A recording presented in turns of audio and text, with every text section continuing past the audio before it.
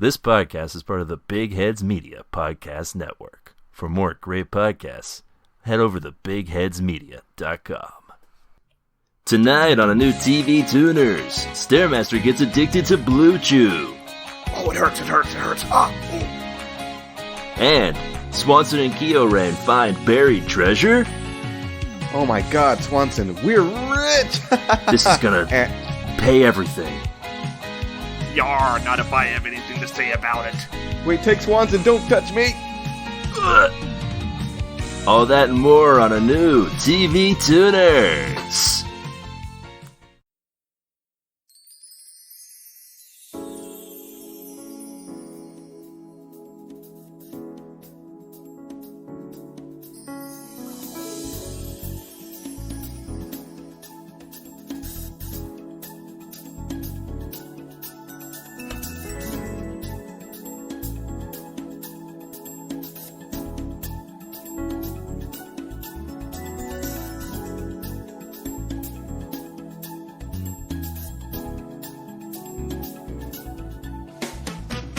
Hi there, folks, and welcome to TV Tuners. It's a television podcast for the true fanatics. It's a weekly dive in the latest in TV news and reviews. I'm your host, Swanson. With me, as always, is my co-host and lovable cow, Stairmaster. There's no way I can do this voice! I'm Christopher Lambert now. That would be a better show, for sure. It was just Highlander, but he's a cow. Let me tell you about my friend, Jeffrey Epstein. Oh, yeah, he was. He did like him. And with us, as always, is our other co-host and incorrigible chicken, Kyo-Rain. How you guys doing? Yeah, Let's that's get kind this of what he sounds podcast like. on the road. I don't know if you guys looked at... Yeah? Can I say it now? The voice directing on this program we watched, kind of reminiscent of Ren and Stimpy. This entire show is reminiscent of Ren and Stimpy to me. How did they get away with this? Did they get away with it? I don't know, did they? Well, it lasted for 3 seasons, Kyo, so they I got away never with heard it. anyone talk bad about it. But was anyone jailed? On the No one was jailed. I guess, according to Wikipedia, there was a controversy about an episode that was mocking lesbians. So I read that too. I don't think I ever saw that episode. I don't remember it either. But odds are I've seen every other episode of this program and just can't remember it at the moment. Yeah. Or you saw it, but you just didn't know what they were making fun of. Because you were a dumb kid with a little propeller hat on. Yeah, no, according to Wikipedia, it only aired once. Okay, yeah. I guess we didn't see it then. It was about a biker group of lesbians called Buffalo Gals who go and they chew on the carpets. That sounds familiar to me. I may have seen this program. And the main biker is named Munch Kelly. Oh my god, Keel was the one kid who saw this episode and his mom got upset. No one got upset. I obviously didn't understand what it was referencing. When Dad freaks out over the Buffalo Girls in the house, Mom says, "They're not after you." Oh my god. In addition, the Buffalo Gals play softball and talk about pitching and catching. Oh my god. What was wrong with people in the 90s? This is just 90s humor, Stairmaster. What are you talking about? This is what happens when you have an empire at its peak and no one then opposed it. Yeah. True facts. So yes, we're celebrating a year into the quarantine by watching another show from our youth that is probably best left to the annals of our minds. That's why, not because our choices were terrible this week. No, it's we're a year in the pandemic and we gotta think about something from the past to make us feel better.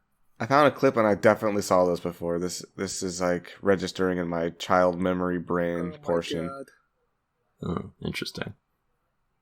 Like Keo just staring into the depths of the universe. I mean, the billions of light years away. The subtext is going to be lost on any child. There's no way a kid would understand these references. Yeah, I guess that's fair, but But their brain noticed. Interesting enough, all it took for it to get banned by Cartoon Network was one letter of complaint from a parent. Well, back then they only had like 5 viewers. And back in 1997? Yes. Oh, I guess I was one of the 5. For Count Chicken. Oh, yeah. Pretty probably. sure they aired this at like prime time. Yeah, Cow and Chicken was like all over the place, I remember. I'm glad no one talked to Bill Clinton about this. Or Joseph Lieberman. Hey man, you hear about those Buffalo gals? They could come out to my house.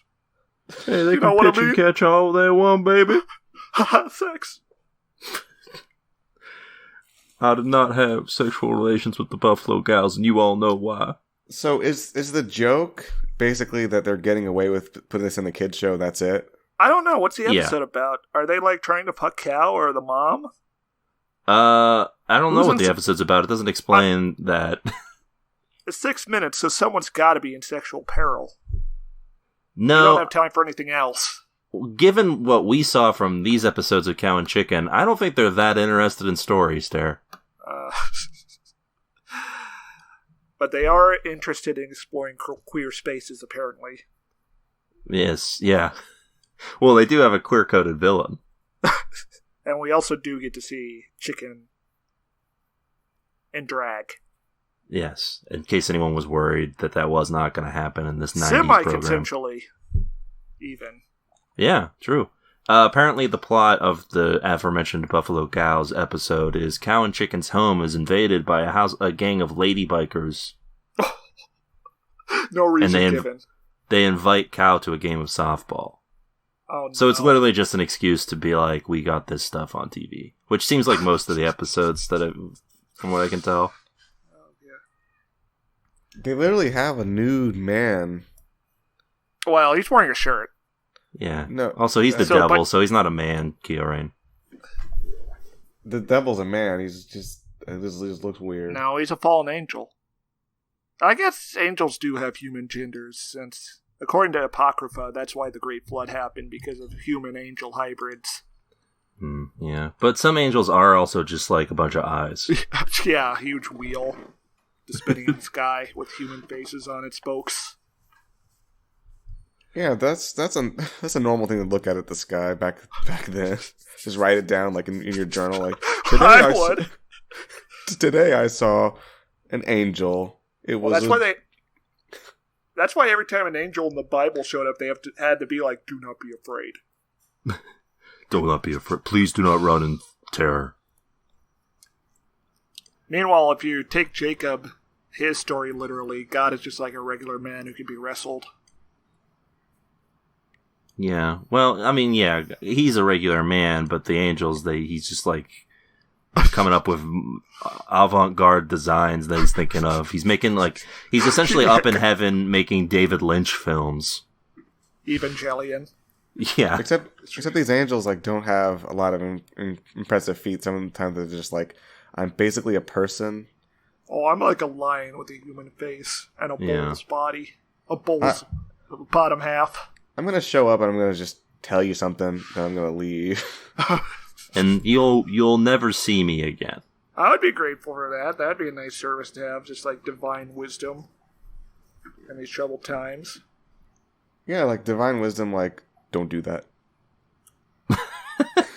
That is, if someone's telling me not to do something and they do look like an angel, like a giant wheel with eyeballs, then I'm gonna take their advice, because obviously they know more about the world than me. They can fly, for one thing. Yeah. I don't know what that angel even did, to be honest with you. Did Elf on them even do anything? Or was it just know. The guy was just basically high and oh, wow, that was crazy thing I saw. Well, either it's a good interpretation, I think, Kyorain. That is definitely how the Book of Revelations happened. Yeah, it's literally a man on the death throes of his life. I think he just ate some moldy bread and hallucinated. I think sometimes angels are just there when something's going down. They don't actually do anything. They're just trippy atmosphere for the scene. Oh yeah, they just used to hang out in the sky. Anyway, welcome to TV Tuners. Where we talk about the Bible. Mm-hmm. And controversial episodes of TV, apparently, of cartoon shows from when we were kids. If you like what you're hearing so far, why not consider subscribing? What? Yeah, we're available on all of the podcast apps of your choice. No way. Apple Podcast, Google Podcast, Stitcher, Spotify, and more. Any podcast that you any podcast app that you think of that you own on your little app machines, click it, type in TV Tuners. We're there waiting. That's crazy. And while you're Swanson. there, you can give us 5 stars and maybe a review. That'll help us get noticed, and we like that. I mean, when you think about it, we are like modern angels. So you should praise us. Expand on that. And not be afraid. Well, typically I have to tell people to not be afraid when I approach them. Oh, yeah. Mostly women. Does it work? No. That makes it worse. Do not tell girls that. They hate that. because that's the thing. You're not a giant wheel of eyes, so they see you walking by and they're like, that's just a creepy guy. Not walking by, walking towards the... Well, I am saying, hovering. do not be afraid. I'm not a wheel, but I am hovering in the air. Yeah. Also, you're singing at them usually saying, everything's gonna be alright. Yeah. And that would scare most people away, I think. But hey, if that's not your only jam, if perhaps you want to connect with us on the internet online, we're available on Twitter at TV Tuners. That's where you can find all of the great podcast material. Nothing but TV content over there, which is constant. Such as our tweet of the week. Oh, okay. This tweet of the week comes from @DeathBattleBot, who writes, Death Battle, Cow and Chicken versus Daffy Duck. Oh. Well, it is 2 against 1. Yes, but this would not work by regular fight logic. This would work by cartoon logic. The one who is more morally virtuous would win. So a la Cow. the Roadrunner. Yes. Is Cow more morally virtuous than Daffy Duck? Yes. Cow is completely innocent at all times. I guess that's true. Also, Cow has the ability to turn into a literal superhero, so... Whose Yeah. superpower is having a bike. Yes. So I guess Chicken would not do much, but Cow would sort of tip the scales. Chicken would soak up the blows from Daffy. Yeah. He's very durable, like Daffy is. Here's the thing with Daffy, though. It is established, I don't think it's established in Cow and Chicken, it is established that Daffy Duck is aware he's a cartoon and is therefore that is more true. powerful because of it. Are we thinking this is like going to be a death battle like those the It YouTube says videos? Death Battle. Yeah. Okay, but is it going to be like those where they do like a sprite animation where they just have the characters like doing like punches? Yeah. Yeah, it's just going to be them punching. They're not doing any cartoon antics. Oh, well, I think Daffy might win, since he can't fly, unlike the other two. You can? He can fly? He's a duck, of course he can fly. He just usually doesn't because that wouldn't be funny. I guess that's true. Has he ever flown? He must have flown at one point. But usually he realizes, hey, this is crazy that I'm flying, and then he falls. It's crazy Keo, that duck is flying. Alright, so Stair, are you locking in Daffy as your pick to win this death battle? I think he's the underdog, since, it is 2-on-1. It's true, and if like... it depends on what logic we're going by. If we're going by Looney Tunes logic or regular cartoon logic, because Looney Tunes logic dictates that the funniest character wins, Yes. and that is Daffy. Yeah. Okay, so I don't have any canonical proof that Daffy can fly with its wings, but he can pilot a plane since he did serve in the United States Army Air Corps during World War II. Daffy Duck killed Hitler. There was a think he did. There was a Merry Melodies episode called Daffy Flies North, and the synopsis on the wiki says, Daffy Duck refuses to fly north with his wings. Instead, he seeks a simpler way of migrating. Mm-hmm. He uses a laughing horse, but his attempts backfire on him badly. Okay, I am looking at the gallery for that Wikipedia article, and there is a photo of him in the sky talking to another duck who is more masculine and powerful than him. Oh. And looks very pissed off. I think Daffy's about to get one right in the... Well, Yeah, luckily for him, the only foul that he is dealing with is one that is actually less masculine than him. Yes. I think that And also a child, I think, technically.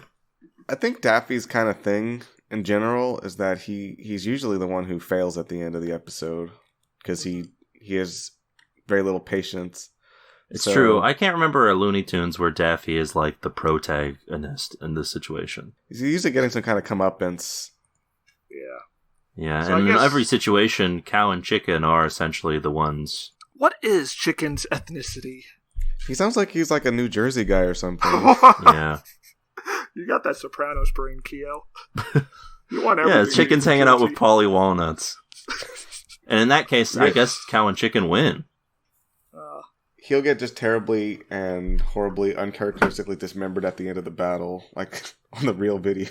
Yes, because he makes fun of what happened to Vito, and that just sets Silvio and that other guy off. They start stabbing him. Yeah. And Daffy would be like, "Isn't this my luck?" And then dies. Yeah. No, Daffy would be made. Well, I think he would actually just... No, this is Death Battle, Stare. You can't have a different ending on it. Don't you know the formula? You're it's right. Death Battle. They die at the end. Yeah. Even between characters who would never kill. They just Yeah, and brutally...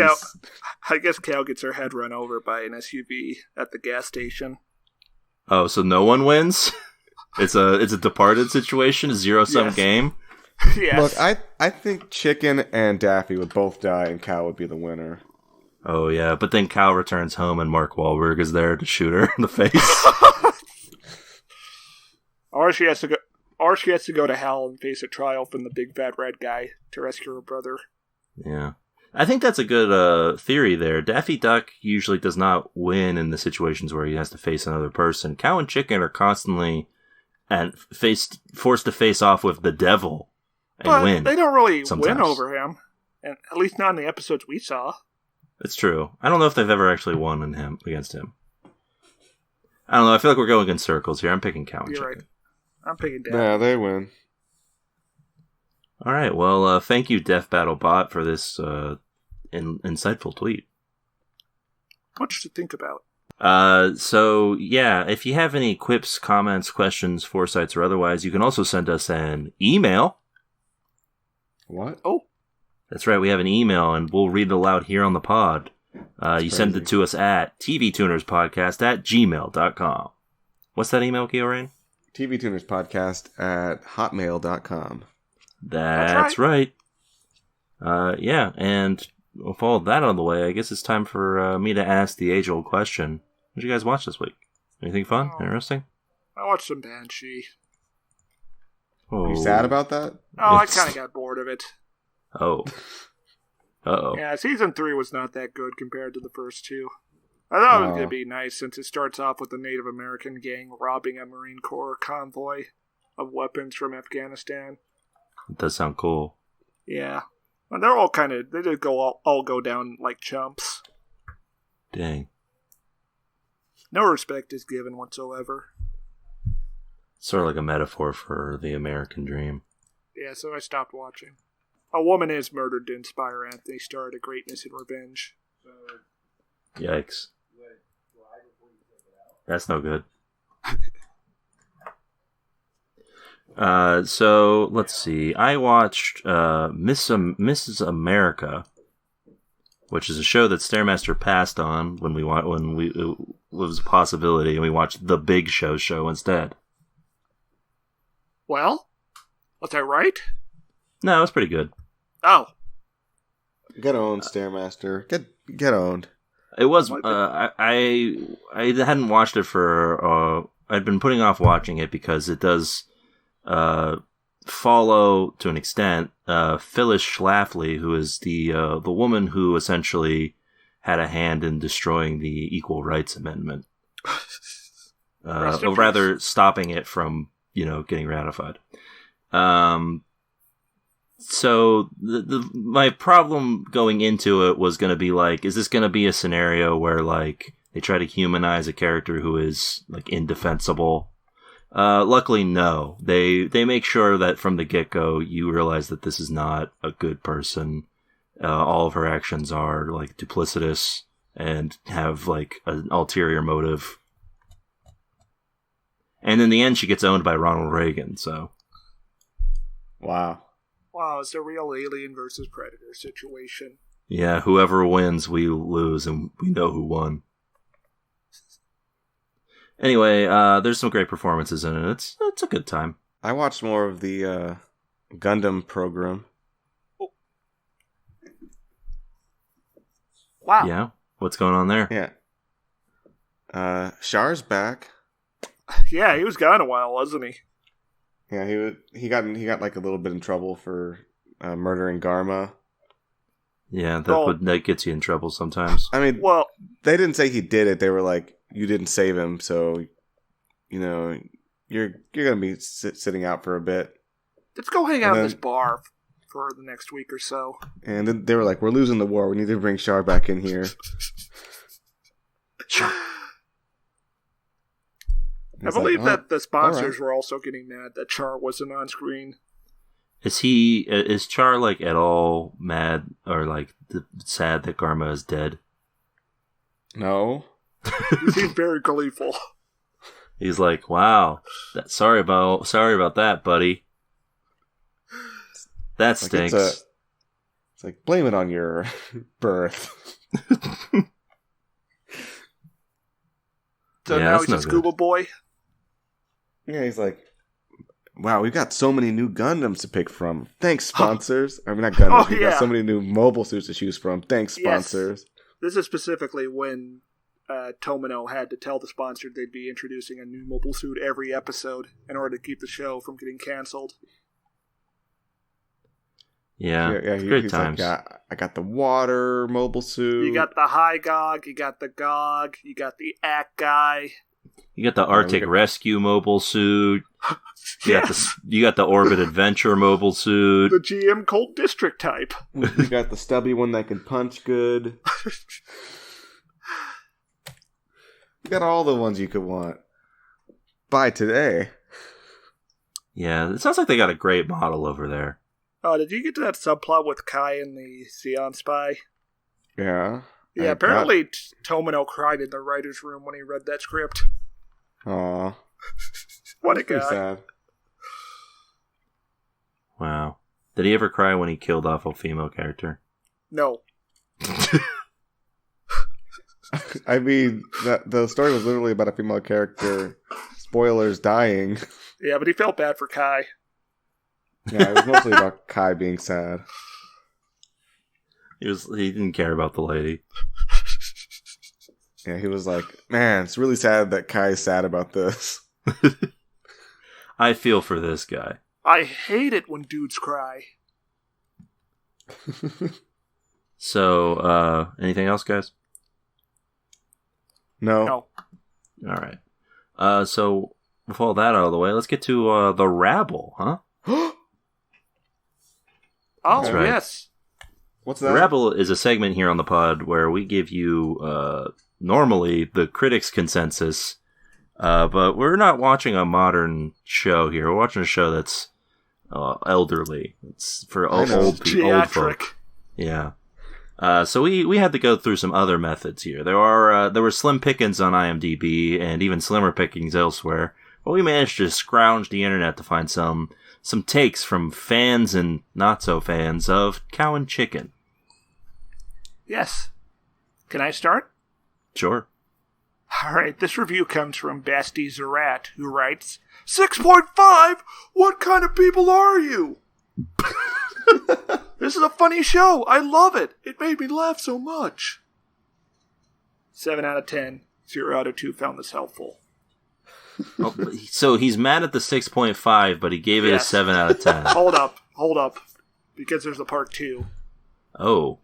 Continuation. Basti Zarat writes, 6.5? Why are people so insane these days? The show was hilarious. It made me happy every time. Why all the hate, people? Watch it before you judge it, I would say. 0 out of 2 people found this helpful. Don't you think that is the sort of deal there? They did judge it before they watched it, considering it's from the 90s and this is IMDb. Yeah.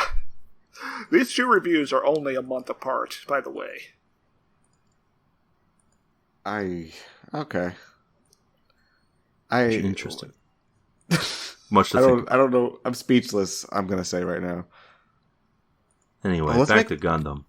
Let's make the speechless podcast where That'd be very short. Yeah, there's no conversation. I mean, there's like some stammering and like some befuddled, like confused remarks, and then the podcast is over. Apparently, IMDb lets you review video games now. This is an affront to God and man. Yes, agreed. All right, so I've got a review from Kiki Boo _8. This review is titled "Not Too Bad." It's funny enough, but man, there are too many nasty, gross images all along, and that turns me away. I'm squeamish like that. 5 out of 10. Correct. I mean, yeah, there's a point there. Who wants to see that much butt? Nobody. No butty.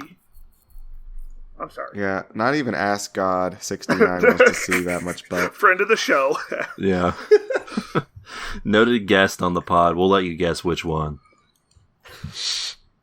Interesting. All right. So I scoured. You guys had IMDb covered, so I had to go looking for some other places that might have cartoon shows. And I found the Big Cartoon Database. The BCDB, of course. It's a very popular site because Cow and Chicken has 3 5-star reviews. And only 3 5-star ratings, I should say, and only 1 actual review. Which is this one, which is by Red Guy Retro. Oh no. Simply titled, Amazing. I grew up watching this wonderfully offbeat show, and now watching it again, I realize where I got my sense of humor. Still a big fan, and frequent watcher. The great-looking flow of animation in this show is something that you just don't see much of anymore. Not at almost everything created entirely through a computer. Nothing against such shows, and I know fully well there are great shows out there like that. What I mean is, shows that at least look hand-drawn, with creative background work, and showing the true efforts, artistic talent, and styles of the creators. The work of the voice cast is an accomplishment. If I have ever heard one, and it's quite obvious in the work of D. Bradley Baker as Dad, and Candy Milo as Mom, and the talented Charlie Adler, who voices not only Cow and Chicken, but Cousin Boneless, various other minor characters, and of course my favorite pantsless devil, the Red Guy. No mention of Michael Dorn. I don't think they're reviewing. I think I Am Weasel is technically separated in this database. My ads are technically... Wait, no, never mind. Yeah? Fail. And to boot, none other than Will Ferrell as the dad of Chicken's friend Flem. This is not true. Oh, what? Well, I don't know if that it's... part of the review, or is that your... That's what I'm stating a fact here. That's not... I don't think that's true. Will Ferrell does show up in an episode, but he's playing an astronaut, I think. With all the expressive yelling, fast-talking, and random lines that are funny to even adults, I know I wish I could have visited and brought every cast member smoothies and donuts for being so brilliant. And that would certainly be a lot of smoothies and donuts for little old me to carry in. Now, wouldn't it? Bootlicker. Slave morality on display here. And the humor of this show is quite out of the blue, off the wall, and at times crazy. For example, the parents. They both frequently refer to themselves as each other and each other as the wrong gender, and give advice like never run around in a burning school auditorium and never go to the carnival naked. For some reason, almost all the food in it is made from meat, particularly pork, and a favorite is pork butts and taters. And with Red's antics and spontaneous jokes, his pantslessness, and aliases, it holds just the right type of humor to amuse children and be kids safe and keep parents laughing too at the same time. Even though there are some edgy moments, it's so hidden that it's really nothing that a child would even get until they're older. So please don't hesitate to let kids watch it. Look at me. I watched it when little and never vomited once. In its entire life? I guess never vomited. Is that how you rate programs? Whether or not they actually make you have a physical reaction to it? I regret to inform you there's still more. Oh, fuck off. Go on. Now, let me say this. This is all coming from a longtime uber fan of the show from childhood, and some may not agree with my opinion, though I stand by it. And I suggest if you haven't seen the show, to go find some episodes on the net, possibly YouTube, and make your own opinion. And if you do like offbeat humor and hidden jokes, go forth and enjoy. I love hidden jokes. I like it when the joke isn't clear.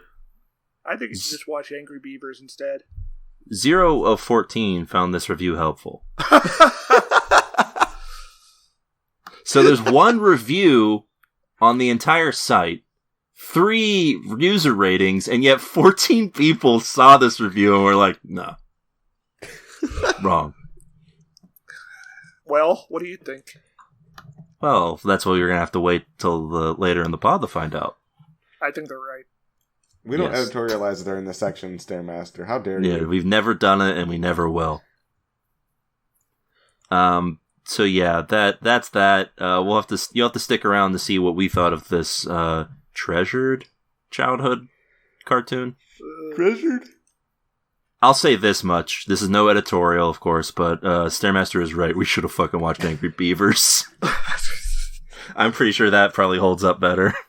Yeah, that show slaps. Does it? Oh, well, I mean, they are beavers. They do slap things with their tails. They literally, remember that episode where they were going around slapping things and claiming it as their own? Alright, you can't do that. You can't say that some... covering things in this musk. Yeah. Alright, then the Game of Thrones ending rules, because... Oh, God. There is a throne in that. Yeah. But, I mean, it's destroyed. And there's no games played on it. So does it count if there's a throne there and the games are being played, but it's destroyed at the end? No, the show rules because that kid becomes the ruler of the city. I guess he does win. Yeah. Yeah, he played the game. Wins. Well, he wins presumably for like 3 months before someone assassinates him. Did you... would it have been a better final season of Game of Thrones if at the end Bran is like looking out over the kingdom and he says, "This is how I win"? I think I would have been very angry. Yeah. Okay, what if he said, "This is how I win," and it turns out he's evil? Or he just immediately gets shot in the face with a crossbow. Yeah, better. He's like, "Didn't see that coming." And he dies. That D&D would put that in the script. Yeah. Alright, enough of all of this, guys. Let's get to the news, huh? Oh. What? I guess. Okay, Yeah. I'm ready. Let's check it out. A while back, we discussed the new Batwoman, who was going to CW's Batwoman. We did discuss this. No? You guys don't remember Ruby Rose left the original role as Batwoman, and then they had to find a new one? And instead of recasting it, they just made a new character. No, we're no-selling this. I don't.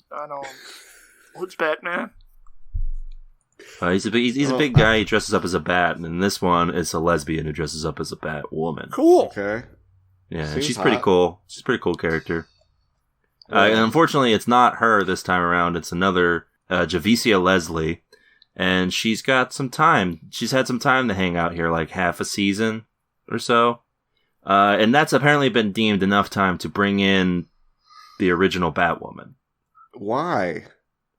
Well, Kyorain, you might be saying why now, but let me tell you some more, and you'll say why even louder. This isn't going to be Ruby Rose reprising the role, of course. This is a new, recasted version of Kate Kane. Why? And, she's just going to be back as Batwoman. Which begs the question, why didn't you just recast it in the first place? Well, now you have 2 Batwomen, and then you can have them kiss. That's my thoughts. Okay. That is a thought. Why couldn't you have kept recasted the first one and then brought a second one after that, and then made him kiss? Oh, yeah. Well, see, because viewers are their brains have been rotten by too much streaming TV. The show has to right away for you to understand that this is Kate Kane, despite her not looking like him, because we can't understand the concept of different actresses and actors playing roles. So what you're saying is like it's kind of like you know how infants don't have object permanence yet? Yeah, we don't have facial recognition.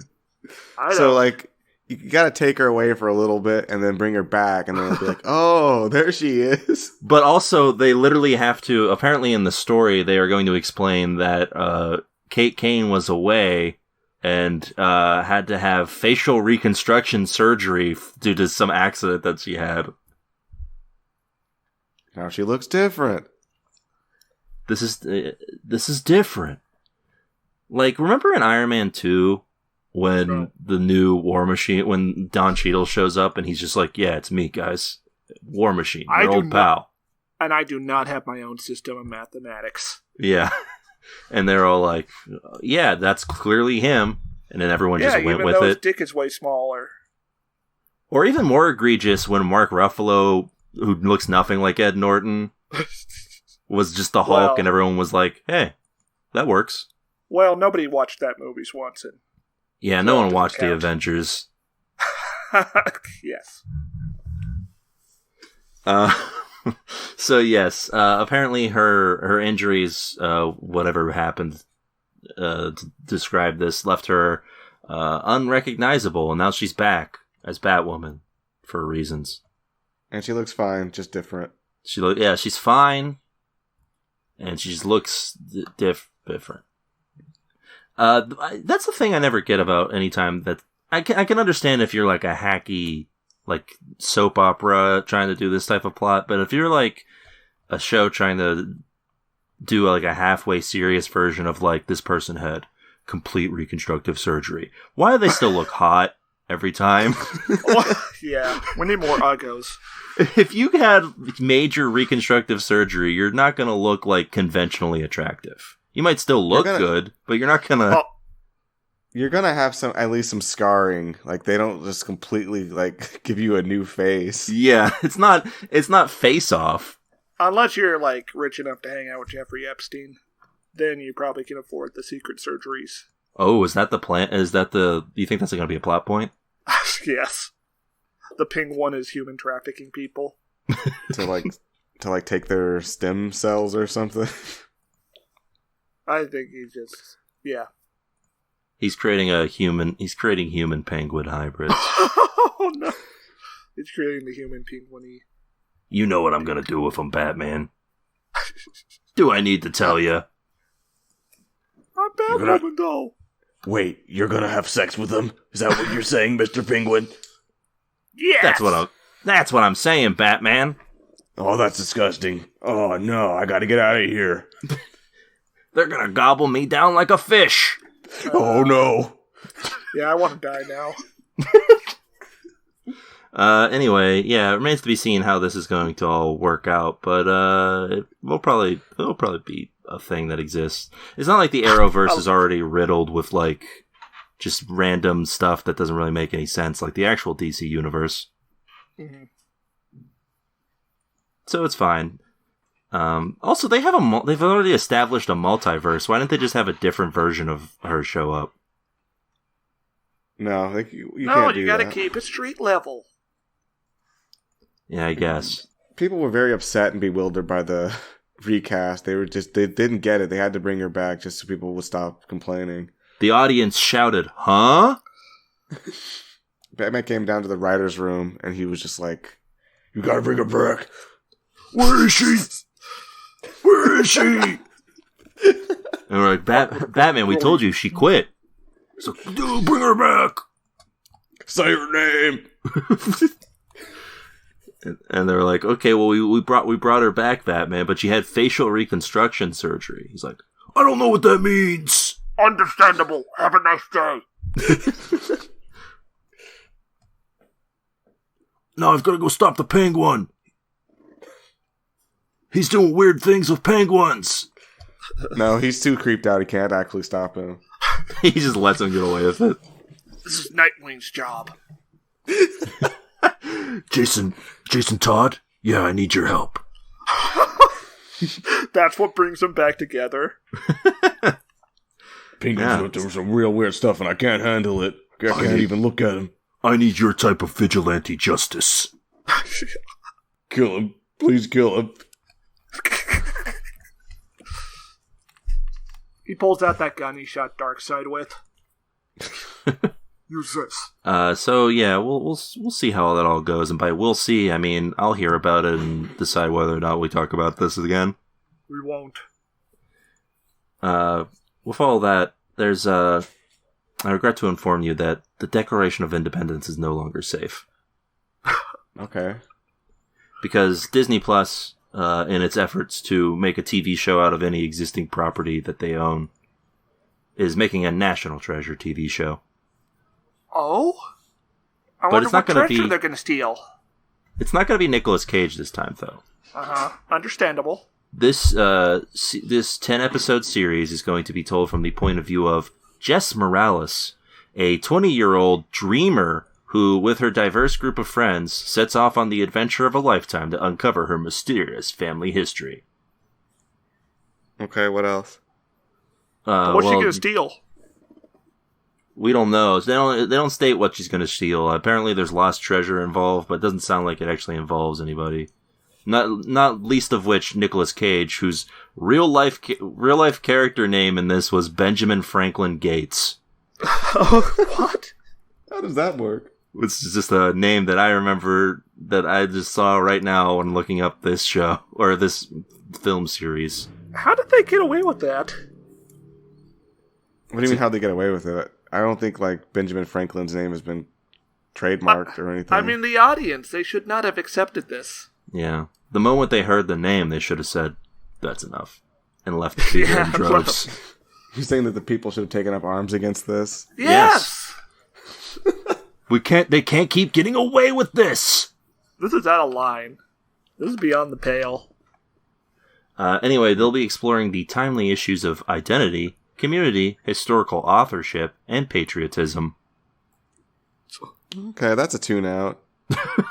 Yeah, I don't want to be patriotic in 2021. Yeah. I mean, we don't know what they mean by it'll be exploring patriotism. They'll be exploring why it's bad, you think? No, it's Disney. So yeah, the some of the original people on board with the show, like Jerry Bruckheimer, or the movies rather, like Jerry Bruckheimer, will be here to be stealing whatever now. One has to wonder, would National Treasure even work if you have a character who isn't just a straight white guy? What are you doing here? Hey. Why are you walking around in here? Hey, You're you under look arrest. suspicious. Well, I mean, maybe if he had like a Donald Glover type, or a Danny Glover type. Yeah, maybe, I guess. But if it's like a young, like, immigrant, that's not no, good. they would have get Jack Bauer if that happened. Oh, I would watch that. Jack Bauer has to stop someone from stealing the Declaration of Independence. Yeah. And he's got 24 hours to do it. Tell them there's been a security breach when there hasn't been any yet. Yeah. Well, they don't. He gets like advanced knowledge, and he's trying to convince people it's going to happen, but no one believes him. So he needs to shoot like a security guard in the kneecap and steal his shit. And he'll face no repercussions for this. No. Yeah. He's a hero. Look, the clock was ticking.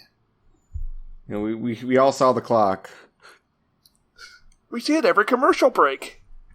Do we have any actual fond memories of National Treasure? Or anything that we actually remember about those movies? Because I really don't. They put it on in middle school when the teachers had nothing better to do. Like I don't think I ever saw it. Oh. Well, lucky man, Kieran. I recall watching the first one on a bus.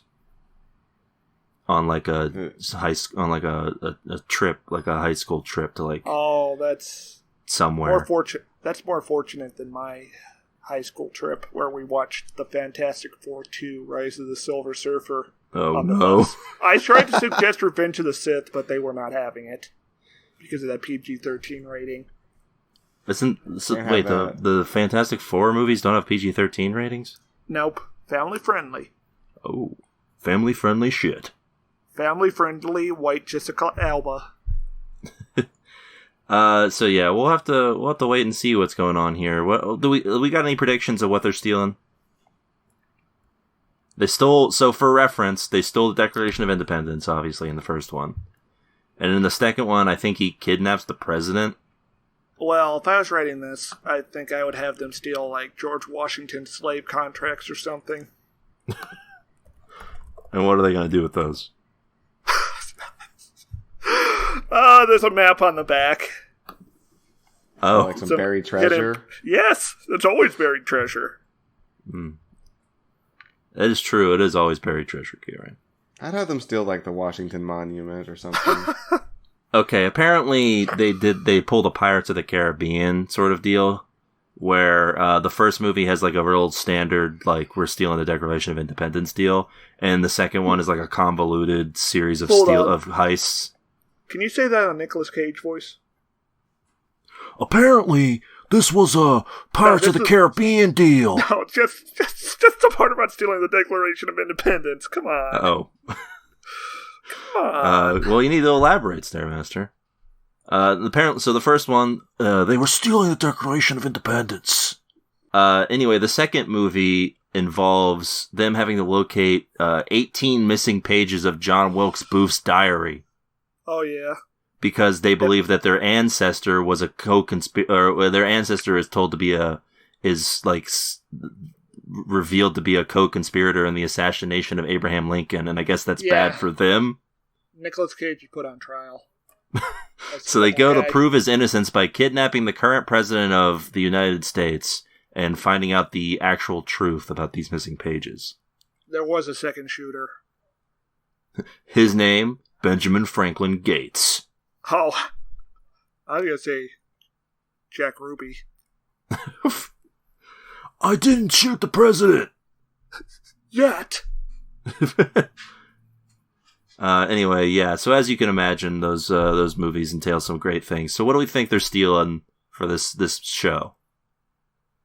I already went. Kia? Yeah, Washington Monument. Oh, that's a big one. They would need a lot of help. Yeah, that's why it's 10 episodes. That's why it's a 10-episode season, Sarah. They have to get like the Russian or Chinese military to invade. I was gonna say they're gonna steal only the head of the Lincoln Memorial. That would be hype. And that's why in the Planet of the Apes movie, there's an ape head on it. Oh, yeah. Planet of the Apes is 20th Century Fox, isn't it? I think so. They can do that. The ape saw that it was defaced and they decided to repair it. Yeah, that's right. That's the implication of those films. It is weird that they ended that on. That's a way to end a movie, I guess. Kieran, you've never seen any of these, right? No. Planet of the Apes. In the remake, the first remake, I guess. The ending reveals that the apes, I guess, just changed the Lincoln Monument so that it's it's a monkey. So Abraham Lincoln.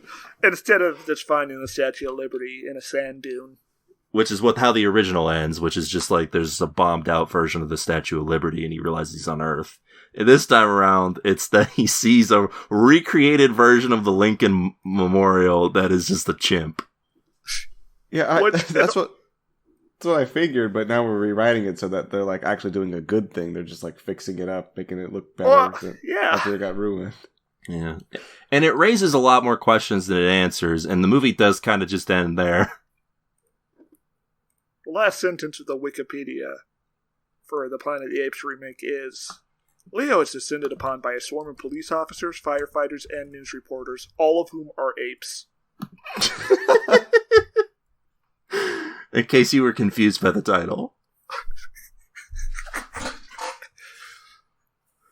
Wait, so it's all apes on the planet? No. Always has been. Yeah, imagine if you walked into the movie and you were just like, you saw apes all over the place and you were just like, huh? Huh? Monkey? No, this is not what I bought a ticket for. Monkey? Here we go.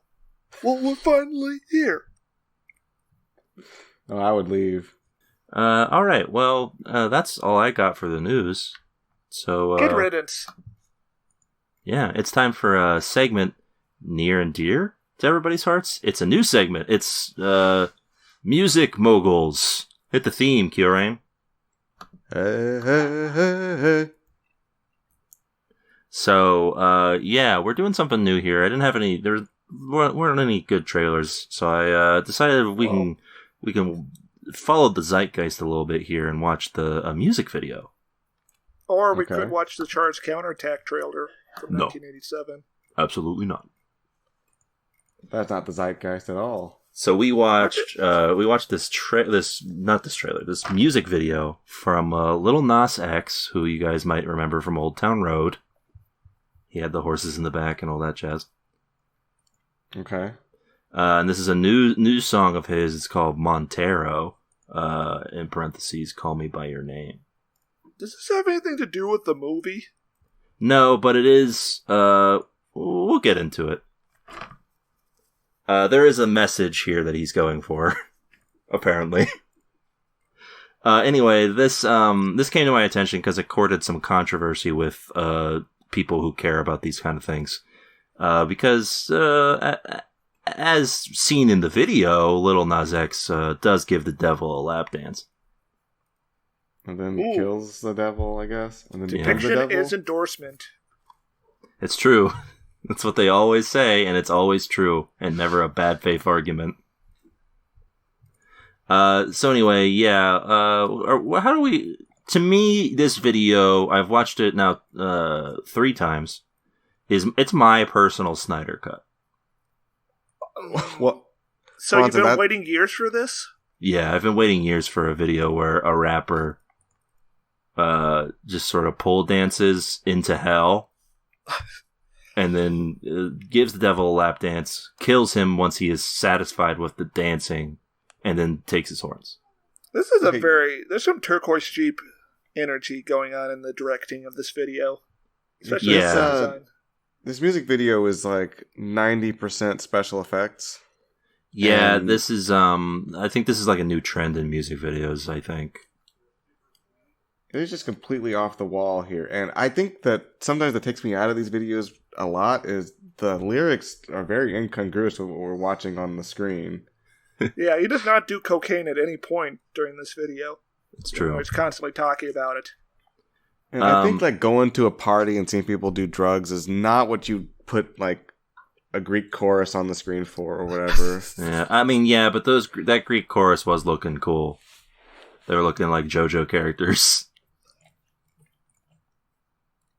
It's like he's in the Coliseum and there's a bunch of statues of him onlooking the situation and cheering. I'm just like, okay, that's I guess that's the kind of imagery you put with like telling your friend something. He's also in the Garden of Eden, I guess, and gets tongue kissed by a snake. Yes. So that's cool. That's the. I don't know. I think that the lyrics were not intense enough for these visuals. Yeah, it's Interesting. not quite a song that makes you think this is the song you play when you kill the devil himself, and after lap dancing all over him, after shaking your entire ass on him. Yeah, these lyrics are not the lyrics of Ultimate Sin. That would have been a good title, by the way. Ultimate Sin. It would have been. Anyway, to hear Lil Nas X discuss this, this is about being gay, I guess. Oh, word? So on the day of the single's release, Lil Nas X apparently shared an open letter that he wrote to his 14-year-old self about coming out at an early age and his nervousness about it. His hope was that the song itself would be something of an anthem for young people who are struggling with this kind of thing. As for the visuals, as for the music video, it's interesting. I'm not sure if he directly comments on it by saying that people have been telling me to go to hell for ever since I've come out, and now I finally go there, and they're still mad. I think this is a good message for young queer folk. Be gay and dethrone God. Yeah, exactly. Like, who's gonna stop you? Apparently, as promotion for this, Lil Nas X did release a pair, limited time pairs of customized Nike shoes that have 666 on them. Oh my god. And pentagrams and inverted crosses all over them. They're not being... You're saying that there's a product associated with this music video. That a product that isn't endorsed by Nike, by the way, so it is actually cool as hell. It's a project that he did with an art collective that bought the shoes and then just redesigned them. Wow. That's badass. So, yeah. So, at first, because there was a lot of confusion, I guess people thought that Nike were releasing these shoes. Which makes it actually even cooler as hell, because he just, not only did he troll a bunch of people who would be mad about this kind of thing, he also trolled Nike. Can Nike, go at him for that? They're attempting to sue the people for trademark infringement, but I don't know if that's really trademark. They bought the shoes and then repurposed them. That's technically legal. Did they say that they were Nike, though? No. Did they, advertise them as Nike, or were they just these were once Nike, but now they're not? From what I can tell, they've been advertised as, this is just from our production studio. I don't know if you can take somebody's design and just modify it and then resell it like that. Well, that sounds like a wholesale transformation. Yeah, that's what shoe resellers do, Thokio, and I'm pretty sure it's legal. At least it was when I was still in the shoe game. If you want to know more, watch Jeff Goldblum explains it all on Disney Plus. Yes, exactly. Or whatever the hell that's called.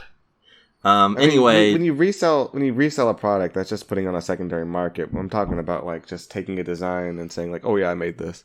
Yeah, but this is a complete redoing. They don't look anything like any Nike design. Yeah, they say Nike now instead. Oh, also they have a single drop of blood in them. Whose blood is it? Oh Chris! Yeah, apparently in the sole of the shoe is one drop of blood from a member of the team.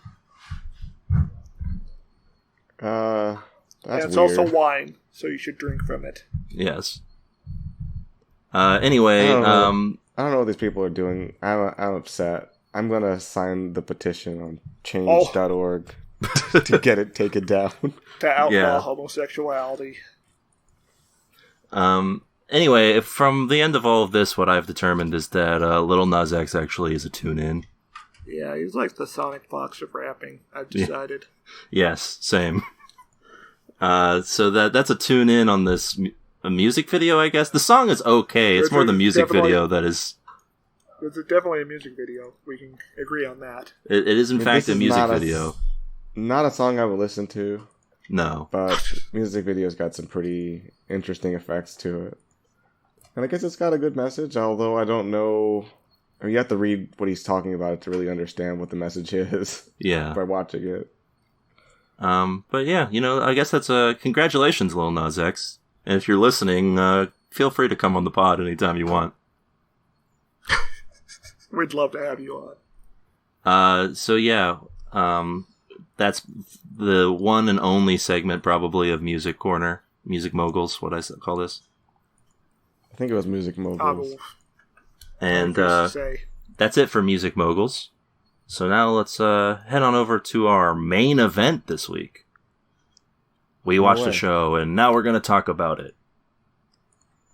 Cow and Chicken is a animated program from the 90s and Cartoon Network that focuses on the misadventures of two unlikely, yet somehow biological siblings. The sweet-natured, dim, and ecstatic Cow, and her cynical older brother, Chicken. The two are often caught in escapades with their flamboyant enemy, the Red Guy, who disguises himself under various personas. Correct.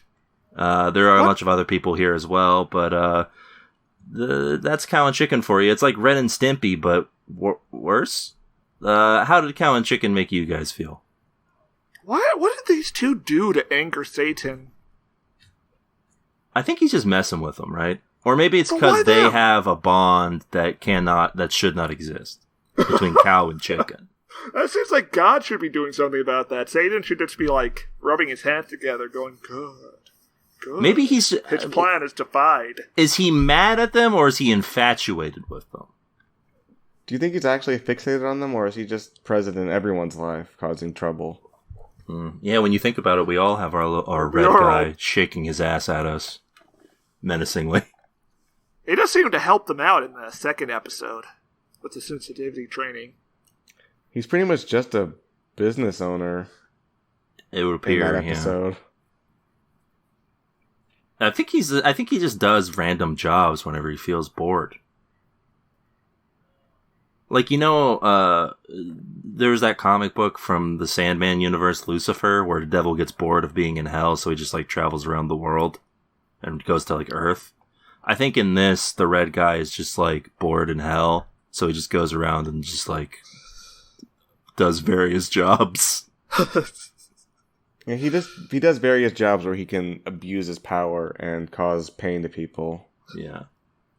So we, similar to our episode on Doug, back almost a year ago, we did not watch the first 2 episodes of this program. Instead, we looked at, IMDb for what they rated as the best episodes and watched those, sort of. It's difficult. Yeah, the order is all out of whack in the, where we were, when we were watching this, so it's kind of all over the place. We did our best. Get off our asses. Yeah, what do you want from me? Hey! It's not the hate mail campaign. It's really upsetting for us. So right off the bat, right? This is Ren and Stimpy on Cartoon Network, right? That's like the equivalent. They were like, we got our own Ren and Stimpy now. Yeah, just years later. Two Stupid Dogs. Yeah, Two Stupid Dogs was the other one I was going to suggest, but I was like, that's probably worse. And then I'm not sure now. I'm pretty sure Two Stupid Dogs is better than this program. Yeah. All I remember of Two Stupid Dogs is the episode where they're just stranded in the Grand Canyon, and they think there's someone else, but they're just yelling at their own echo. I do remember and the episode that. Just I recall an episode where they're trying to find a bone, and it's on top of the one dog's head, and they can never figure out that it's on top of his head. Oh my god, what is this show that keeps putting them in Sisyphean situations? Yeah, they're trying to do things, and they can't. Yeah, you can't do it. Maybe Two Stupid Dogs is better. Fun fact about Two Stupid Dogs: not a Cartoon Network show originally. Oh yeah, it apparently aired on TBS. Oh my god, that's insane. From 1993 to 1995. Actually, that does make perfect sense. It is literally described as Hanna-Barbera's answer to Ren and Stimpy. I feel like there's a disconnect between Two Stupid Dogs and the rest of Cartoon Network's programming of the period. How's that an answer to Ren and Stimpy? It's nothing like it, really. Is it? Mean, Ren and Stimpy are kind of like Two Stupid Dogs. It has a duo that aren't particularly smart, but they're kind of dog-like. It's not like... This is more like trying to provoke a reaction from parents watching than Two Stupid Dogs, from what I remember. Yes. Yeah, Two Stupid Dogs wasn't, like, edgy at all. I can't believe they made a show just titled Two Stupid Dogs. Can we talk about that? Well, is it better or worse than making a sitcom titled Two Broke Girls? Better. And when are we getting the crossover? Like they take the dogs as their pets. Yeah, it's like two stupid broke dog pets and girls. Now that I think about it, cow and chicken walked so cat dog could run. Yeah, true. Title-wise. But similar to Two Stupid Dogs, cat dog is also not offensive in any way, really.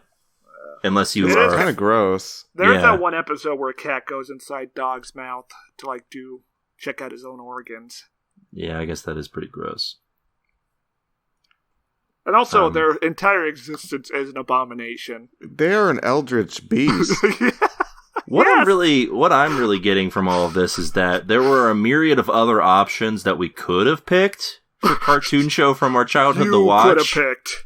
And I floated this out here. Either of you could have said, that's a bad idea. But we all went with cow and chicken. Every week, you approach us with a dossier, and you say, please read through this document. You have two choices. Choose wisely. And I'm like, please, Swanson, anything but that. He's like, all right, we can watch cow and chicken. Okay, well, that's not really how the situation went down. It was more like, you said no. And I said, all right, what if we watch, All right, it's almost been a year in the pandemic. Last time that happened, last time we got a month in, we did Doug. So why not do another cartoon from our childhood? How about Cow and Chicken? Why did you say... What brought on Cow and Chicken? I don't know. I will say this. Cow and I don't remember much about the show itself, Cow and Chicken, but there's one thing that will always stick in my mind about this show, which is in the intro when Chicken is introduced and he says, "Chicken?" Yeah. That'll just be stuck in my head for until I die, and probably He's after. in disbelief in his own existence. Yeah. And I guess that's sort of... I feel like there's something interesting to me about Cow and Chicken, because unlike pretty much every other show that ran for the same amount of time in the era that they were around in Cartoon Network, there's like no cultural cash with Cow and Chicken. For good reason, we found out. It has been completely forgotten. Yes, I've Johnny never Bravo, once- Dexter. Powerpuff Even Girls. Powerpuff Girls was a Ed, little and Eddie. late to this period. Yeah. Yeah, I've never once heard anybody talk about this in the past. Yeah, I think What, Two Stupid 10 Dogs is years? more remembered than this. Probably. And that's never talked about either. I think even that one sketch that the Family Guy guy did is more memorable. Oh, What funny now? you should mention that. One of the From what episodes a we cartoon. watched is written by Seth MacFarlane. Oh my god. That's insane. Was it I Am Weasel? No, it was the sensitivity training episode. Oh, that makes perfect sense. Yeah. Yeah, when I read it, I was like, that tracks for me. Anyway, so yes, Cow and Chicken is a program that features a cow and a chicken, and they're going around doing weird things in 6-minute time spans, and it's tiring to watch. Oh, yes, the longest 6 minutes of my life. It's just not like there's no actual thing going on. It's just a lot of like, now this, how about that? Yes, the 6-minute format is really what kills it. Yeah. You can't have any substance. But it's It's too like long 6 just to do a minutes. simple gag. It's like if they took the last 2 minutes of an episode of regular show where like things get real crazy and just made it 6 minutes. And then did none of the build up. Exactly. So this we watched the first episode and then I guess a couple scattered episodes of what we could find. The first episode, or the first little bit here, is called Field Trip to Folsom Prison. No, Johnny Cash is not playing in this. We find out that the writers of the show read Full Cult because they directly compare the prison system to the school system. Yes. Almost 1-to-1. So yeah, it's the basic gist of this is Chicken is hanging out with his pals Flem and Earl. Earl is voiced by Dan Castanella, and you can hear Homer sometimes in his voice. No, you can hear Barney's voice more. That's true. There's a little bit of Homer in the girls' bathroom episode when he's like yelling. What an iconic duo. One for the ages, fellas. Yeah, Flem is played by some guy. Whenever you take two people and make them a duo, they're unforgettable. Like They're Bulk true. and Skull. I was about to say Flem and Earl are the bulk and skull of animation. Or Ken and Ryu. The problem is that Bulk and Skull had like great entrance music anytime they came on screen, and these guys don't. Yeah, they had the circus theme. Yeah, that was my favorite part. Like, I haven't rewatched Power Rangers because why would I? But like the idea that every time they came on screen, they just had to play.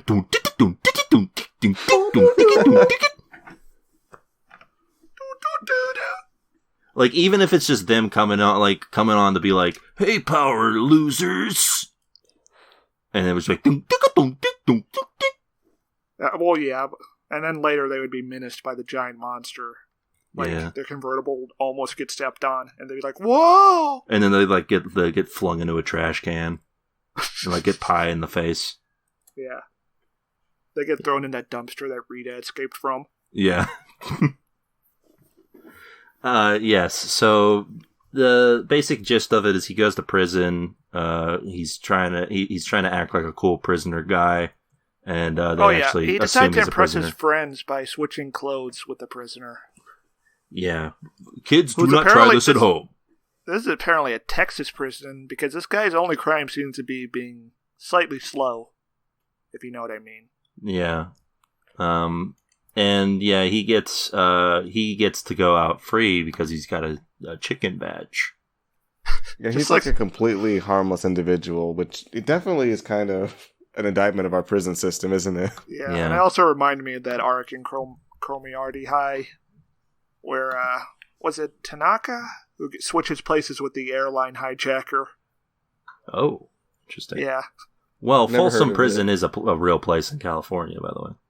Yeah, I thought so too, but I was like, no, they wouldn't just use a real world location. That'd be crazy. No, I mean, they don't name it in the episode. They just name it in the title. Which is the first thing you see. Yeah. I'm pretty sure it's just them referencing Johnny Cash, though, right? Which no one watching this is going to get. Yeah, exactly. The target audience, I mean. So that's 90% of the show. Those things that audience will never get. yeah, they're not interested in what children will be interested in. No wonder the show didn't go well. I mean, it was successful, I guess. It got multiple seasons, Stairmaster. Yeah, Right. it got the vaulted 60 episodes that all animation strives for. Yeah, but He's all out those of this episodes are world. like 6 minutes long. So is it really that impressive? Yes. I mean, it's not remembered in any way that's impressive, and no one in this, and the creator of this did not go on to do anything impressive, so. Oh, that's sad. But also deserved. Although there is, apparently, there's obviously Seth MacFarlane was involved in this, Jendi Tarkovsky was involved in this. Oh, yeah. You gotta get started somewhere. I mean, Dexter's Lab was already going on, though. Oh, no. He's slumming it. Jindy. The guy who made Chalk Zone is in this. Wow. There you go, Chalk Bunch of Zone. names That's for another this. show that has no cultural cash anymore, right? I think last time I heard of people talking about that was like, I think 8 years ago now. Yeah. So it's got a little more cash than Cow and Chicken, I think. Oh, and in probably the most crossover imaginable, the creator of The Grim Adventures of Billy and Mandy and Evil Con Carne is involved in this. Wow. What a rogues gallery we've got going on here. I mean, you Yeah. got two guys, Billy and Mandy, and then you got the I Am Weasel Adventures of Billy Carne. It's like poetry, it rhymes. It is true. The difference being, I do recall that show Yes. being slightly better. There are things people remember about that show. Yeah. I mean, that show was better to me because I was watching it at an age where I at least got some of the references, like the Snake Plissken character who kept showing up. Oh, yeah. Well, I see Billy and Mandy popping up in internet locations once in a while, even in current year. Yeah. Yeah, no one's like making memes out of Cow and Chicken. Even though you think the big red guy, Twitter would love him. Oh, well, no. See, he's it's hard to tell because he is sort of, he's a queer-coded villain, but it's also not entirely sure if they're just making fun of gay people with him or not. I think they are. So yeah, he shows up and his ass is all over the place. They love butts on this show. He's a warden. I have a theory about this show, and it's obviously wrong because there's, like we discussed, there's literally nothing tying this to any popular culture, but I feel like this might have helped bridge the gap between our adolescences and our current millennial fascination with eating ass. No, I think the opposite. Like, I watched way too much of this show as a kid, even though it had no relevance to our society at whole. And I didn't really care about asses until I started taking SSRIs, and I blame Cow and Chicken on that now. But Cow and Chicken literally do end this first episode by eating ass. That is true. Yeah, I'm seeing there's a lot of like you guys are being very extreme here. I think that this show The had answer's like in the middle. I think the show just had no effect on any type of ass discourse at all because there's just a primal force inside of all of us who aren't severely mentally ill. Who just True. everyone just appreciates part of the human body. Yeah, but do you appreciate it enough that you want to get in there? No, Like head first. Yeah, like you want to dive head first. no. Yeah. All right. So the first episode, pretty much, the red guy is here, and he's like making Chicken do a bunch of stuff. Apparently, there's a solitary confinement pit. Yeah. Well, it is. He's just like the most over-the-top evil prison warden in fiction. Yes. Yeah. There's no real people like this. I don't know. Is he as evil as the foreman in the underground labor camp at Kaiji? Oh, That guy sucked. I mean, look, Chicken's a literal child, and he's like, I want to go home to my mom and dad. He's like, oh, I'm so sorry that you are upset about being wrongfully locked up. I'm going to go take you down in front of the large prisoners and tell them about your sad plight, and then I'm going to drop you into a pit with them. Also, Goodbye. You did a very good impression of... Yeah. Thank Keo, are Good you job. red guy? No. That'd be annoying if you were. Yeah, we don't want to look at your butt that much. That would not be tenable for the long-term future of this podcast. It'd be very distracting for you guys, I'm Does sure. Red Guy even get beaten up by Super Cow? Normally he does, right? Like every time Super Cow I think shows up, so. I recall him getting his ass handed to him by her. I think it happens a lot. But Yeah, no, not this time. Super Cow just breaks a hole in the wall and frees If Chicken. I were doing a good impression of that voice, I would have switched between doing that voice and shouting, which I did not do. Yeah, thankfully. Oh yeah, this hole's not patched up. The prisoners just elect to sit there and play jump rope at the end. Yeah. These harmless prisoners, these like angels. Well, one of them is a clown. Yeah. Which makes you wonder what he did. And also why he's allowed to keep the clown clothing and makeup. Well, Red Guy probably just likes it. Yeah. So then we get our second episode here, and I'll be honest, from the title and the picture in it, I was already worried. It is titled The Okay. Girl's Bathroom. Uh-oh. Not as cool as the episode from Gundam about the girl's bathroom. There's an episode of Gundam about the girl's bathroom. Well, no. Well, there is an episode where the pipes break and the women run out topless, and Armoro's just like, "Whoa!" Boobs! He's like, a bra? Oh my god. So yes, the girl's bathroom is a very odd story here where Fleming, Earl, and Chicken, I guess, are enticed by what's in the girl's bathroom, but afraid to go in. Yeah, what the fuck? This show is written by perverts. Do not let your kids watch this. What kind of twisted mind is thinking about the girl's bathroom? Yeah. Listen, this is what J.K. Rowling was fighting for. Oh no. She doesn't want chickens to be able to go into the girl's bathroom. Yeah, and have like a bizarre experience that I don't know what the meaning of is. Yeah, it is weird. Well, that's another thing, is that like there's no meaning behind any of these, right? Like it's just random shits happening to these people. I think just having crazy stuff in the girls' bathroom is like a classic bit people do in their comedy. Yeah, I guess. Where it's like you're supposed to wonder what the girl's bathroom is like, you as a boy. Yeah, Who would never dare. A college humor sketch. No. So basically, what we're going through here is like a guy's stand-up routine where he's just like, "Hey, That's open mic night. yeah, open mic night." Hey, I bet how you about go in that? the girl's bathroom and they put makeup on you. This is like a robot. Oh, But not the kind from Rocky. Hey, did I hit 5 yet? I heard they keep it completely spotless in there. Thanks, guys. Drinks are free. You know what they don't got in there? Urinals. Can you believe that? How they pee? So yeah, the chicken goes in there, and it's like a weird place that he's unfamiliar with. And he goes into in there like in the dead of night, doesn't he? Yes. Oh, yeah, they break a window open. And he goes in there and he heads into the singular stall that is in the girls' bathroom. Not very efficient. And in there's like a... That's why the lines are so long. Oh, as an aside, Chicken asks Mom about the girls' bathroom and she breaks down sobbing. Oh, yeah. Uh-oh. And his dad does regale him about how the bathrooms are great. Some of his best times are in bathrooms. Well, as a youth. Yeah. His best times. So... Which I think is just a joke about jerking off. Probably. So yeah, Chicken he's in the stall here, and it gives him makeup, puts him in like a dress. Oh, question: how does Dad jerk off?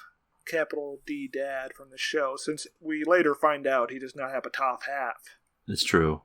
He doesn't. I don't think. No, he's not capable of that. Yeah. He would have to grind his thighs against his own dick, and that'd be very complicated, I think. Can we not? I already did. So yeah, he gets transformed into. He doesn't get transformed. He just gets put in a bunch of dresses and makeup, and doesn't seem to mind. Cool, so that's fine. And yeah, at some point he even remarks, "Not bad." So that's fine, I guess. And then he like falls asleep and wakes up in the girls' bathroom, and there's like a long line. Cal needs to go to the bathroom, and he flushes himself down the toilet. Wait, does he fall asleep or does he get knocked out because he pulls the wrong handle? Oh, he pulls the wrong handle that says "Do not pull," and then he pulls it and it says "You asked for it," and it beats the shit out of him. And then he wakes up and there's a long line at the girls' bathroom, and he flushes himself down the toilet to avoid identification. Oh, he doesn't want to be on the sex registry. Understandable. He'd probably get tried as an adult. Oh, yeah. I mean, especially if they live in Texas. I can see it now. They bring the chicken in. The little tiny chicken. Like, yeah, this is a grown man. And they got the chicken lawyer from Futurama representing him. Well, he'd be screwed. Oh, yeah. That lawyer. Oh, my God. Well, the jury would immediately, upon hearing his voice. Yeah, he is a grown man. Based on the voice. They would say, true. "Please say your name for the court." And he'd say, "Chicken?" And they would all just be like, "Guilty." Unprecedented. The jury has already decided the verdict before we've even started. Is that allowed? And it is now. Bryan Cranston walks in. "I've decided it's allowed." So yeah, that's pretty much the end of that one. He walks into class and he like smells and stuff. That's it. And then we get the best thing we watched for this entire thing, and it's not Cow and Chicken. Oh yeah, I'm Weasel. Yes, we get I Am Weasel, voiced by Worf himself, Michael Dorn. Yes. Which definitely elevates the material, but it's also like just funnier than Cow and Chicken. Well, this is literally just Goofus and Gallant. Yeah, it works. A time-tried formula. Yeah. It's just the ridiculousness of how heroic they make Weasel that makes the thing funny. Like, Weasel is, like, giving away a kidney, and, like, the kid, the person's like, he's like, "I would have given it away even if you didn't need a kidney." Yeah. I would have donated my kidney whether you needed it or not. Yeah, like, the fact that he, like, is, like, just very perfect in everything he does. He's unstoppable. And, you know, IR Baboon is just trying his best, like the rest of us. He's kind of ego-driven. I mean, he's a baboon, Stairmaster. Okay. I just imagine, like Swanson edits the podcast to, like, make a baboon sound every time Stairmaster talks. Oh, no. Oh, I'm done. Yeah, I just add in IR baboon sounds every time Stairmaster's trying to like make a point. And then I'm like, and you see, that's why I'm clearly the more intelligent member of the TV Tuners crew. Yeah, and then he gets canceled for doing it to me as well. Yeah. That's how it'll go. Richard So Swanson. the gist of this is that the chief engineer of this bridge that the baboon is working on gets hit by a comet. And launched into space. Yes. And Baboon decides to take over. But It's sort of like Charles' counterattack. But and he specifically says he wants to get all the credit for it. He's not saying that he needs to build the bridge because he's a good person. He's not a good guy, fellas. yeah, Well, he has nothing going on in his life. You can't even afford pants. true. And Weasel comes in and solves like all of the problems. One of my favorite lines from this episode is he does like a few like differences, and he says, "This changes the estimated time by 7 years to 7 days or 7 hours." No, we'll be done by 7 o'clock. And like one of them is like, "I'll finally get to see my kids."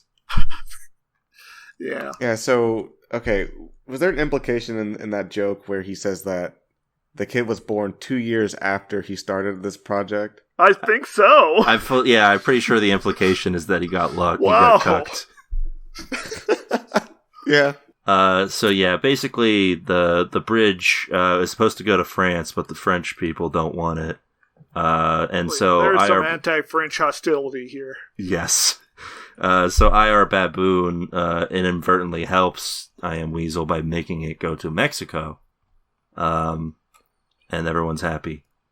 And partly underwater. Yeah, it's also partly underwater. And Baboon gets none of the credit, and Weasel gets all of it, despite his protests. They think it's a car wash bridge.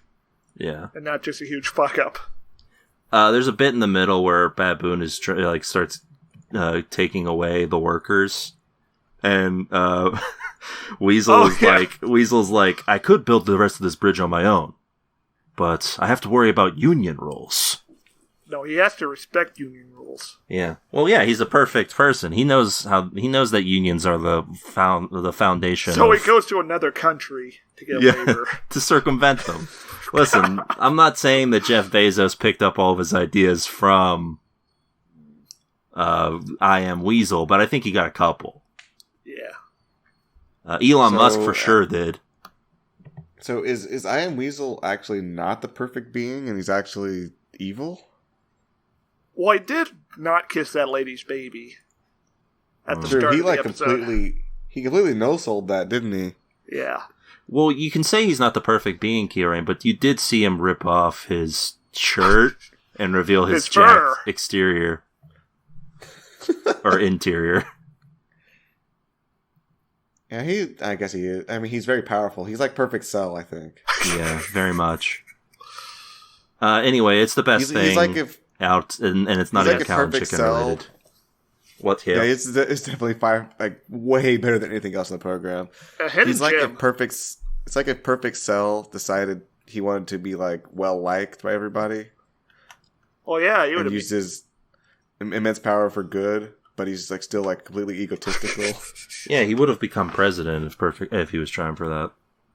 Yeah, and Vegeta would become IR Baboon in this scenario. I can't let him win. I'll build the bridge to France. I'll run for president. And he gets like 3% of the vote. Oh, poor Vegeta. Because he's running on a platform of like genocide. He's running out of platform, getting really buff. Yeah, it's like, What if we just trained? and everyone's like, boo. I can see him like cutting attack ads on somebody who's not even running, like Goku. Kakarot doesn't have what it takes to be leader. He lives in his own filth in the mountains. Do you want a hapless monkey as your president? He went 7 years without speaking to his son. Vegeta, I'm not running for president. I don't even know what that is. Mr. Vegeta, is it true you've never held your child? This interview is over! Ah! He just blows up the cameraman. Vegeta, I'm not running for president. Politics confuse and frighten me. I'll show you something really confusing and frightening. And then Vegeta's like faced with a dilemma when he has to go to a back smoke-filled room to make deals with Frieza for his support.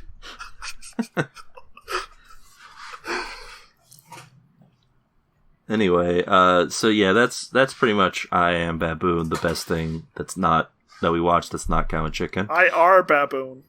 No, it's I Am Baboon. Oh, I Am Weasel. I Am Weasel. That's what I meant. I are Baboon. Yes. All right. So, yeah, we did watch a second episode, which was just a singular 6-minute thing, but who cares? We got the gist. We got the gist of Cow and Chicken at this point, so it was fine. We got our fill. This episode is called Confused, and Seth MacFarlane is one of the writers on this. Makes sense once you figure out what's happening here. The other, of course, is Ryan Johnson. Yeah, that's right. He's the director on this. Yeah, his first job. They make the Cow and Chicken get sent to military school after they make an incredibly small mess on the floor. Oh, they make one chip. Yeah.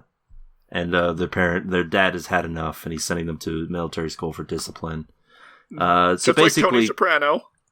That's right. Yeah, Dad and Tony Soprano have a lot in common. Something to think about.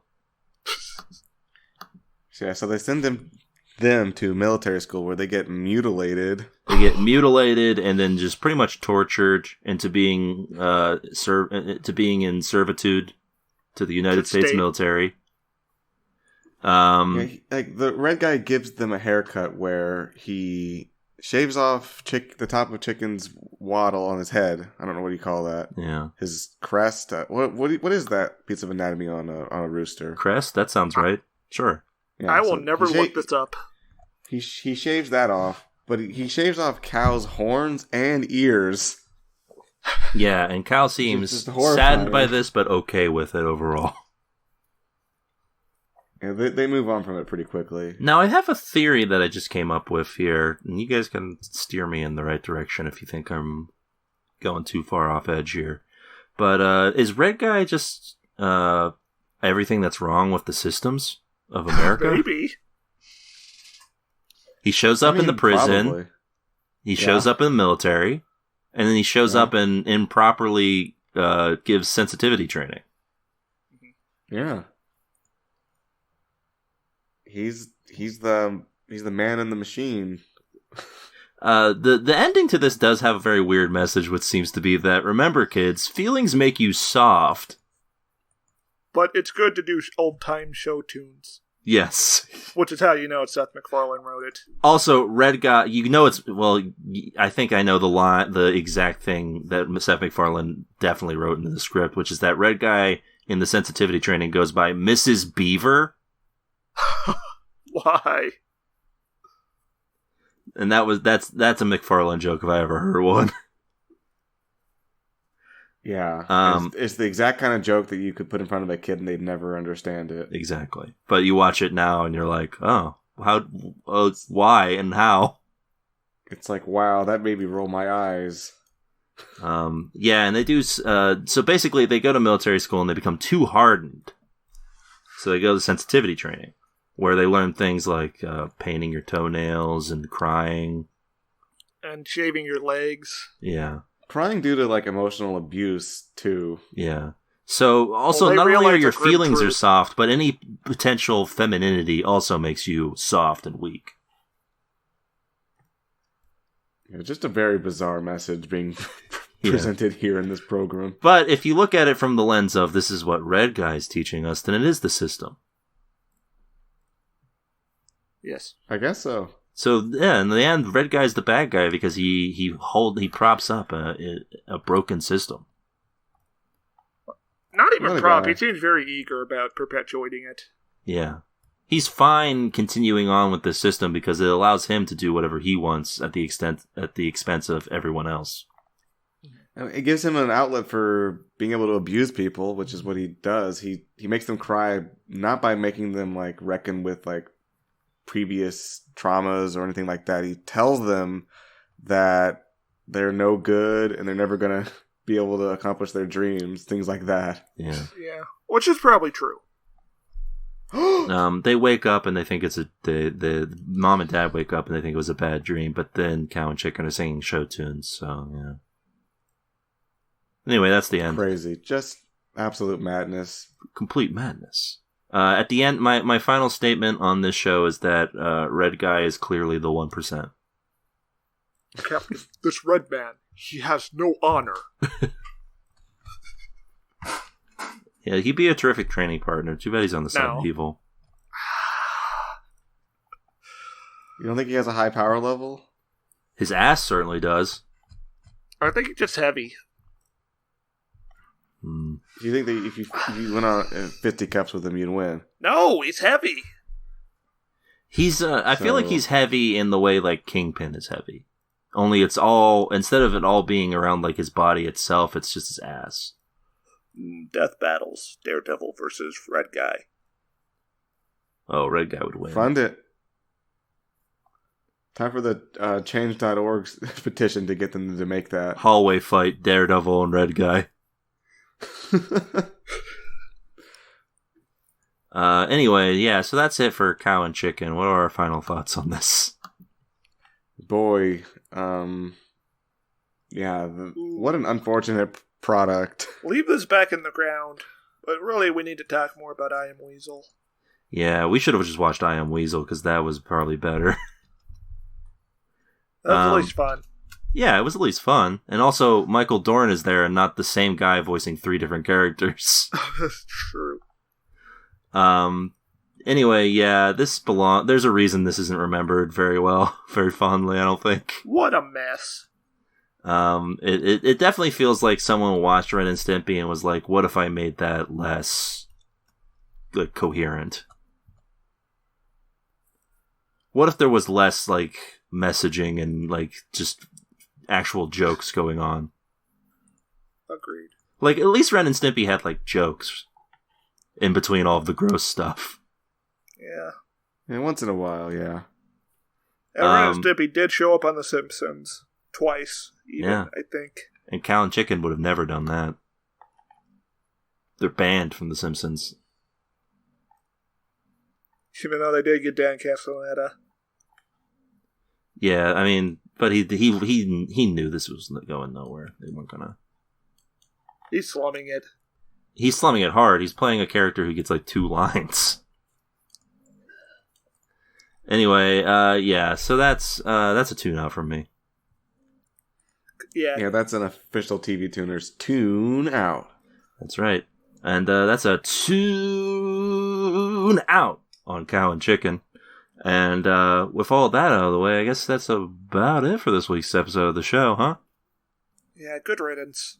Yeah. We're a year into the pandemic, and this is how we celebrated, by giving ourselves actually a worse thing to watch than the last time. This is worse than Doug, right? Absolutely. Yeah, by a pretty wide margin. Yeah, I would watch an entire season of Doug before I submitted myself to this again. Anyway, that's it for this week's episode of the show. But hey, if you like hearing our voices, maybe stick around later in the week for our bonus episode.